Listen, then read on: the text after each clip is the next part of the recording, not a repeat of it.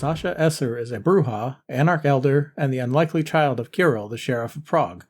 All that we know of Sasha is detailed in letters she wrote to the Anarch icon known as Tyler before the attack on the Second Convention of Prague.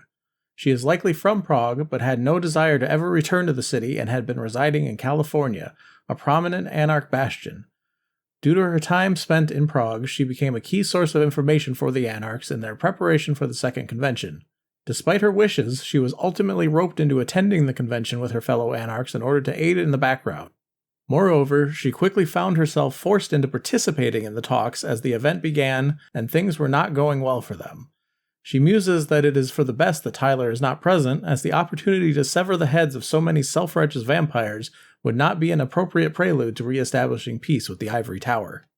Though she did her best to avoid him, she eventually saw Kirill. Even though their eyes did not meet, she felt the rage flowing off of him, still able to recognize exactly what he was thinking even after so much time away from him. She wanted nothing but to flee, but knew that doing so would likely mean the collapse of the negotiations, and thus she remained.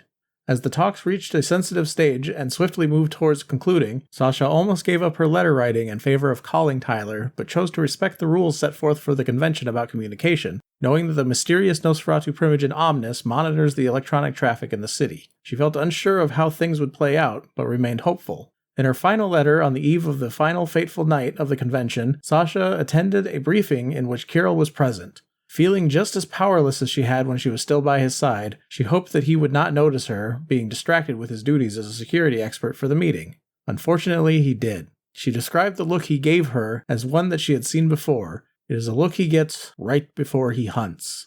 She ends the letter saying that she needed to work on her speech, but all she could think about was leaving the city. Though the fate of Sasha is unknown, there is a strong chance that she did not survive the night and may have met final death by the hands of her sire, who lays blame for the destruction and apparent betrayal to the Second Inquisition squarely at the feet of the Anarchs.